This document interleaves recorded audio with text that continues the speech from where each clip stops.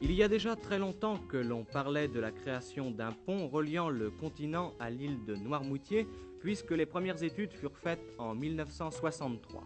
Certains étaient contre, pensant que l'île allait perdre son cachet, d'autres, au contraire, étaient foncièrement pour, pensant surtout aux relations économiques, ravitaillement de l'île et écoulement de sa production spécialement maraîchère. Finalement, ce furent les derniers qui eurent raison et la décision ferme de construction du pont fut prise par le Conseil général de la Vendée en juin 1967, le chantier démarrant officiellement le 11 mai 1969. Dès le départ, la société chargée des opérations de fonçage des pieux se heurta à de grosses difficultés techniques dues à la présence inattendue d'un banc de grès très dur. Mais ces difficultés étaient surmontées et quelques mois plus tard, les piliers sortaient du sable. Le pont de Noirmoutier, long de 583 mètres, comprend 10 travées réparties en 3 longueurs de tabliers successifs séparées par des joints de dilatation, soit en partant de la côte vers l'île, un viaduc d'accès de 4 travées de 55 mètres, un viaduc principal de 3 travées de 55, 88 et 55 mètres et un viaduc d'accès de 3 travées de 55 mètres. Le tablier est composé de 2 poutres caissons faites de voussoirs préfabriqués réunis par des joints bétonnés en place.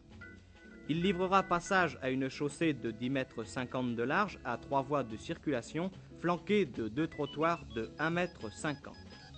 L'ouvrage est supporté par des piles fondées sur des semelles de béton armé de 1,50 mètre d'épaisseur, reposant sur des pieux dont le nombre varie de 8 à 12 selon qu'il s'agit de viaduc d'accès ou du viaduc principal. Des techniques très modernes ont été utilisées, techniques qui apportent des solutions nouvelles aux problèmes posés par la réalisation de ponts continus en moyenne portée. Et en particulier le dispositif de montage des travées qui a été spécialement mis au point et qui comprend un cintre autolanceur et un portique de transport sur pneumatique qui roule sur le tablier déjà construit et assure toute la manutention et le réglage des voussoirs de 45 tonnes.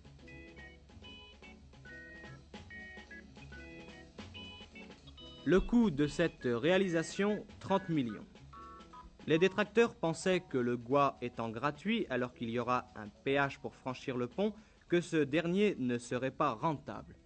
Ce n'est pas l'avis de M. Parent, ingénieur en chef des ponts et chaussées.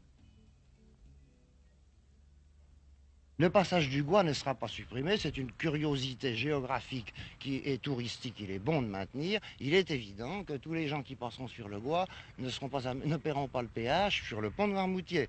Nous le regrettons, mais enfin, moi je suis persuadé qu'étant donné les commodités offertes par le nouvel ouvrage, il sera emprunté très généreusement et que la rentabilité ne fait pas de doute.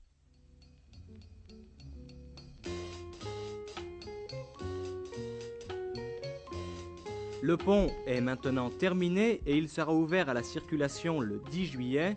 Le prix du péage, 5 francs pour les continentaux et 3 francs pour les îliens.